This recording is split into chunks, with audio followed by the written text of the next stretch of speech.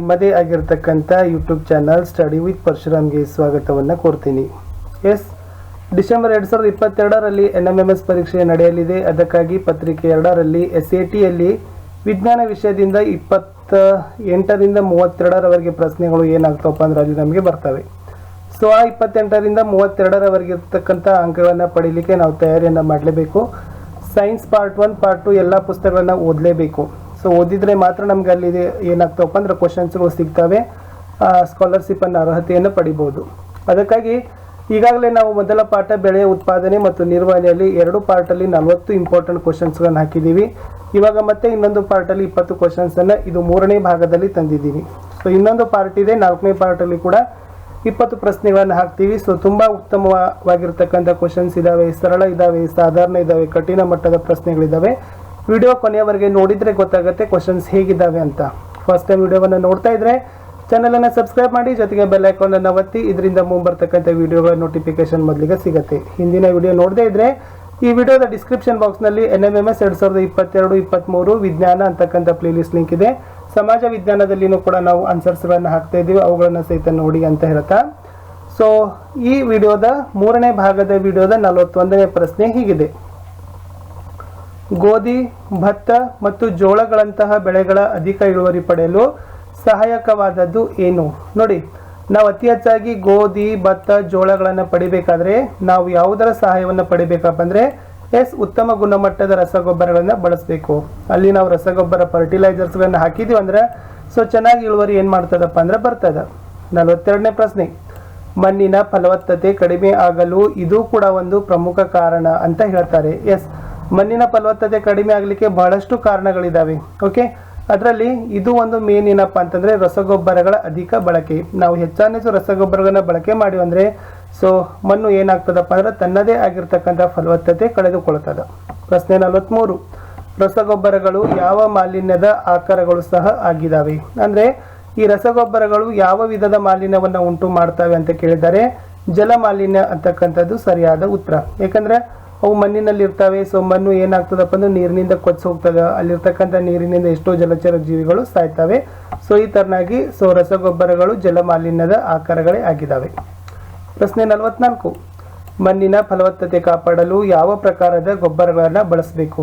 ಹಾಗಾದರೆ ಸೊ ಮಣ್ಣಿನ ಫಲವತ್ತತೆ ಕಡಿಮೆ ಆಗಬಾರ್ದು, ಮಣ್ಣಿನ ಫಲವತ್ತತೆ ಹೆಚ್ಚಾಗಬೇಕು. ಹಾಗಾದರೆ ಯಾವ ಥರದ ರಸಗೊಬ್ಬರಗಳನ್ನು ಬಳಸಬೇಕಂದ್ರೆ ಸಾವಯವ ಗೊಬ್ಬರಗಳನ್ನು ಬಳಸಬೇಕು. 45: ಸಾವಯವ ಗೊಬ್ಬರಗಳ ಬಳಕೆಯ ಮುಖ್ಯ ಲಾಭ ಏನು? ನೋಡಿ, ಇದು ಇಂಪಾರ್ಟೆಂಟ್ ಇದೆ. ಲಾಸ್ಟ್ ಟೈಮ್ ಕೂಡ ಈ ಕ್ವಶನ್ ಏನು ಮಾಡಿದ್ರಪ್ಪ ಅಂದರೆ ಕೇಳಿದ್ರು.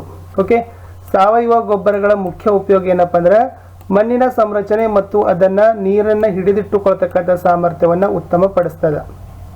46: ಮಣ್ಣಿಗೆ ಯಾವ ರೀತಿಯ ಪೋಷಕಾಂಶಗಳನ್ನು ಮರುಭರ್ತಿ ಮಾಡೋ ವಿಧಾನಕ್ಕೆ ಏನಂತ ಕರೀತಾರೆ? ಮಣ್ಣಿಗೆ ಎಲ್ಲ ರೀತಿಯ ಪೋಷಕಾಂಶಗಳನ್ನು ಮರುಭರ್ತಿ ಮಾಡೋ ವಿಧಾನಕ್ಕೆ ಬೆಳೆ ಸರದಿ ಪದ್ಧತಿ ಅಂತ ಕರೀತಾರೆ. ಪ್ರಶ್ನೆ 47: ಲೆಗುಮಿನಸ್ ಸಸ್ಯಗಳ ಬೇರುಗಳ ಗಂಟುಗಳಲ್ಲಿ ಕಂಡು ಬರುವ ಬ್ಯಾಕ್ಟೀರಿಯಾ ಯಾವುದು? ಲೆಗುಮಿನಸ್ ಅಂತಕ್ಕಂಥದ್ದು ಒಂದು ದ್ವಿದಳ ಸಸ್ಯ. ಓಕೆ, ಈ ಲೆಗುಮಿನಸ್ ಸಸ್ಯಗಳ ಬೇರುಗಳಲ್ಲಿ ಏನು ಕಂಡು ಬರ್ತದಪ್ಪ ಅಂದ್ರೆ ರೈಜೋಬಿಯಂ ಕಂಡು ಬರ್ತದೆ. ಇದು ಇಂಪಾರ್ಟೆಂಟ್. 48: ವಾತಾವರಣದ ನೈಟ್ರೋಜನ್ ಸ್ಥಿರೀಕರಣ ಮಾಡ್ತಕ್ಕಂಥ ಬ್ಯಾಕ್ಟೀರಿಯಾ ಯಾವುದು? ಇದು ಇಂಪಾರ್ಟೆಂಟ್ ಇದೆ. ಈ ಕ್ವಶನ್ ಬಹಳ ಸರಿ ಏನಾಗದಪ್ಪ ಅಂದ್ರೆ ರಿಪೀಟ್ ಆಗದ. ನೋಡಿ, ವಾತಾವರಣದಲ್ಲಿರ್ತಕ್ಕಂಥ ನೈಟ್ರೋಜನ್ ಅನ್ನ ಸ್ಥಿರೀಕರಣವನ್ನು ಮಾಡ್ತಕ್ಕಂಥ ಬ್ಯಾಕ್ಟೀರಿಯಾ ಯಾವುದಂದ್ರೆ ಅದು ರೈಜೋಬಿಯಂ ಅಂತಕ್ಕಂಥದ್ದು ಸರಿಯಾದ ಉತ್ತರ. 49: ಯಾವುವು ಮಾನವ ನಿರ್ಮಿತ ನಿರವಯವ ಲವಣಗಳಾಗಿವೆ? ಯಾವುವು ಸೊ ಅದನ್ನು ಮನುಷ್ಯರೇ ಏನು ಮಾಡಿದ್ದಾರೆ, ತಯಾರು ಮಾಡಿದ್ದಾರೆ ಮತ್ತು ನಿರವಯವ ಲವಣಗಳಾಗಿದ್ದಾವೆ ಅಂತ ಕೇಳಿದ್ದಾರೆ. ಸೊ ರಸಗೊಬ್ಬರಗಳು ಅಂತಕ್ಕಂಥದ್ದು ಸರಿಯಾದ ಉತ್ತರ ಇತ್ತು. ಪ್ರಶ್ನೆ 50 ಇಂಪಾರ್ಟೆಂಟ್ ಇದೆ. ಇದು ಒಂದು ನೈಸರ್ಗಿಕ ಪದಾರ್ಥ, ಸಗಣಿ ಮತ್ತು ಸಸ್ಯಗಳ ಉಳಿಕೆಗಳ ವಿಘಟನೆಯಿಂದ ಪಡಿತಾರೆ.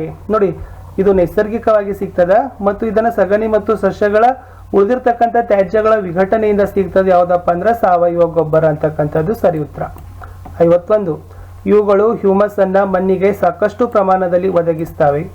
ಸೊ ಮಣ್ಣಿಗೆ ಹ್ಯೂಮಸ್ಗಳನ್ನು ಒದಗಿಸ್ತಕ್ಕಂಥವು ಸಾವಯವ ಗೊಬ್ಬರಗಳು, ಬಟ್ ರಸಗೊಬ್ಬರಗಳು ಒದಗಿಸೋದಿಲ್ಲ, ಅದು ನೆನಪಿನಲ್ಲಿ ಇಟ್ಕೊಳ್ಬೇಕು. 52: ರಸಗೊಬ್ಬರಗಳು ಏನನ್ನು ಹೊಂದಿರ್ತವೆ? ಇದು ಇಂಪಾರ್ಟೆಂಟ್. ಓಕೆ, ಸೊ ರಸಗೊಬ್ಬರಗಳು ಏನನ್ನು ಹೊಂದಿರ್ತವೆ? NPK ಅಂತ ಕರೀತಾರೆ. ಸೊ ಇದನ್ನು ಸ್ವಲ್ಪ ತಾವು ನೆನಪಿನಲ್ಲಿ ಇಟ್ಕೊಳ್ಬೇಕು. NPKಗಳನ್ನು ಹೊಂದಿರ್ತವೆ. N ಅಂದರೆ ನೈಟ್ರೋಜನ್, P ಅಂದರೆ ಎಸ್ ಫಾಸ್ಫರಸ್, ಕೆ ಅಂದರೆ ಪೊಟ್ಯಾಸಿಯಂ ಅಂತಕ್ಕಂಥದ್ದು ಸರಿಯಾದ ಉತ್ತರ ಇತ್ತು. ನೆಕ್ಸ್ಟ್ 53, ಯಾವ ಗೊಬ್ಬರಗಳನ್ನು ಉತ್ತಮ ಗೊಬ್ಬರ ಅಂತ ಪರಿಗಣಿಸ್ತಾರೆ? ಎಸ್, ಒಂದು ಕಡೆ ರಸಗೊಬ್ಬರಗಳಿದ್ದಾವೆ, ಇನ್ನೊಂದು ಸಾವಯವ ಗೊಬ್ಬರಗಳಿದ್ದಾವೆ. ಇವೆರಡರಲ್ಲಿ ಹೋಲಿಕೆ ಮಾಡಿದಾಗ ಯಾವುವು ಉತ್ತಮ ಗೊಬ್ಬರ ಅಂತ ಕರೀತಾರೆ ಅಂತಂದರೆ ಸಾವಯವ ಗೊಬ್ಬರ ಅಂತಕ್ಕಂಥದ್ದು ಸರಿಯಾದ ಉತ್ತರ. ಪ್ರಶ್ನೆ 54, ಈ ಗೊಬ್ಬರಗಳು ನೀರನ್ನು ಹಿಡಿದಿಡುವ ಸಾಮರ್ಥ್ಯವನ್ನು ಹೆಚ್ಚಿಸ್ತವೆ. ಯಾವ ವಿಧದ ಗೊಬ್ಬರಗಳು ನೀರನ್ನು ಹಿಡಿದಿಡ್ತಕ್ಕಂಥ ಮಣ್ಣಿನ ಸಾಮರ್ಥ್ಯವನ್ನು ಹೆಚ್ಚಳವನ್ನು ಮಾಡ್ತವೆ ಅಂತ ಕೇಳಿದ್ದಾರೆ. ಅದು ಸಾವಯವ ಗೊಬ್ಬರ ಅಂತಕ್ಕಂಥದ್ದು ಸರಿಯಾದ ಉತ್ತರ. 55, ಈ ಗೊಬ್ಬರ ಮಣ್ಣನ್ನು ರಂಧ್ರವಾಗಿರಿಸುತ್ತೆ ಮತ್ತು ಅನಿಲಗಳ ವಿನಿಮಯಕ್ಕೆ ಸುಲಭವಾಗ್ತವೆ. ನೋಡಿ, ಯಾವ ಗೊಬ್ಬರಗಳು ಮಣ್ಣನ್ನು ರಂಧ್ರವಾಗಿಸ್ತವೆ ಮತ್ತು ಅನಿಲಗಳ ವಿನಿಮಯ ಸುಲಭವಾಗ್ತವೆ ಅಂದರೆ ಅದು ಎಸ್ ಸಾವಯವ ಗೊಬ್ಬರ ಅಂತಕ್ಕಂಥದ್ದು ಸರಿಯಾದ ಉತ್ತರ ಇತ್ತು. 56, ಈ ಗೊಬ್ಬರ ಉಪಯುಕ್ತ ಸೂಕ್ಷ್ಮ ಜೀವಿಗಳ ಸಂಖ್ಯೆ ಹೆಚ್ಚಾಗ್ತದ. ಈ ಒಂದು ಗೊಬ್ಬರವನ್ನು ಬಳಸಿದ್ರೆ ನಾವು ನಮ್ಗೇನು ಬೆನಿಫಿಟ್ ಆಗ್ತಕ್ಕಂಥ ಸೂಕ್ಷ್ಮ ಜೀವಿಗಳಿದಾವಲ್ಲ ಅವೆಲ್ಲ ಸಂಖ್ಯೆಗಳು ಹೆಚ್ಚಾಗ್ತವೆ. ಅದು ಯಾವುದಪ್ಪ ಅಂದರೆ ಸಾವಯವ ಗೊಬ್ಬರ. ಪ್ರಶ್ನೆ 57, ಈ ಗೊಬ್ಬರವು ಮಣ್ಣಿನ ಸಂರಚನೆಯನ್ನು ಸುಧಾರಿಸ್ತದೆ. ಇಲ್ಲಿ ಗೊಬ್ಬರಗಳ ಬಗ್ಗೆ ಬಹಳ ಕ್ವಶನ್ಸ್ ಇದ್ದಾವೆ, ಯಾಕಂದರೆ ಲಾಸ್ಟ್ ಟೈಮ್ ಅಲ್ಲಿಂದ ಕ್ವಶನ್ಸ್ಗಳು ಬಂದಿದ್ದಾವೆ. ಅದಕ್ಕೆ ನಾವು ಇವುಗಳ ಮೇಲೆ ಏನು ಮಾಡಿದ್ದೀವಿ, ಹೆಚ್ಚು ಫೋಕಸನ್ನು ಕೊಟ್ಟಿದ್ದೀವಿ. ಯಾವ ಗೊಬ್ಬರದ ವಿಧವನ್ನು ಮಣ್ಣಿನ ಸಂರಚನೆಯನ್ನು ಸುಧಾರಣೆ ಮಾಡ್ತವೆ ಅಂತಂದ್ರೆ ಅದು ಸಾವಯವ ಗೊಬ್ಬರ. ಪ್ರಶ್ನೆ 58, ಇದು ಸಸ್ಯಗಳ ಬೇರುಗಳಿಂದ ಹೀರಲ್ಪಡ್ತದ. ಎಸ್, ನೀರು ಅಂತಕ್ಕಂಥದ್ದು ಸಾಮಾನ್ಯ ತಮ್ಗೆಲ್ರಿಗೂ ಕೂಡ ಗೊತ್ತೇ ಇದೆ. ನೀರು ಏನು ಮಾಡ್ತದಪ್ಪ ಅಂತಂದ್ರೆ ಸಸ್ಯಗಳ ಬೇರುಗಳಿಂದ ಹೀರಲ್ಪಡ್ತದೆ. ಅದ್ರ ಜೊತೆಗೆ ಭೂಮಿಯಲ್ಲಿರ್ತಕ್ಕಂಥ ಖನಿಜ ಮತ್ತು ನಾವು ಹಾಕಿರ್ತಕ್ಕಂಥ ರಸಗೊಬ್ಬರಗಳ ಸಹಿತ ಏನಾಗ್ತವಪ್ಪ ಅಂದ್ರೆ ಬೇರುಗಳು ಹೀರಲ್ಪಡ್ತವೆ. ಮುಂದಿನ ಪ್ರಶ್ನೆ 59, ಸಸ್ಯಗಳು ಒಳಗೊಂಡಿರುವ ನೀರಿನ ಪ್ರಮಾಣ ಎಷ್ಟು? ನೆನಪಿಟ್ಕೊಡ್ರಿ, ಸಸ್ಯಗಳಲ್ಲಿ 90% ನಾವು ಏನು ಮಾಡ್ತೀವಪ್ಪ ಅಂದರೆ ನೀರನ್ನು ಕಾಣ್ತೀವಿ. ಈ ವಿಡಿಯೋದ ಕಡೆಯ ಪ್ರಶ್ನೆ ಇತ್ತು. ದಯಮಾಡಿ ವಿಡಿಯೋವನ್ನು ಲೈಕ್ ಮಾಡಿ, ನೀವು ಬಳಸ್ತಕ್ಕಂಥ ಸೋಷಿಯಲ್ ಮೀಡಿಯಾ ಪ್ಲಾಟ್ಫಾರ್ಮ್ಗಳಲ್ಲಿ ಶೇರ್ ಮಾಡಿ ಅಂತ ಹೇಳ್ತಾ ಮತ್ತೆ ಮುಂದಿನ ಪಾರ್ಟಲ್ಲಿ 20 ಕ್ವಶನ್ಸ್ಗಳನ್ನು ಹಾಕಿ ಈ ಫಸ್ಟ್ ಪಾರ್ಟನ್ನು ನಾವು ಏನು ಮಾಡ್ತೀವಿ, ಬೆಳೆ ಉತ್ಪಾದನೆ ಮತ್ತು ನಿರ್ವಹಣೆಯನ್ನು ಮುಗಿಸಿ ಎರಡನೇ ಪಾಠವನ್ನು ತೆಗೆದುಕೊಳ್ತೀವಿ. ಈ ವಿಡಿಯೋವನ್ನು ತಾವು ಏನು ಮಾಡಬೇಕಪ್ಪ ಅಂದರೆ ನೋಡಿದ ಕೂಡಲೇ ಕ್ವಶನ್ ಆನ್ಸರ್ಗಳನ್ನು ಬರ್ಕೊಂಡು ಅವುಗಳನ್ನ ಪ್ರಾಕ್ಟೀಸ್ ಮಾಡಬೇಕು.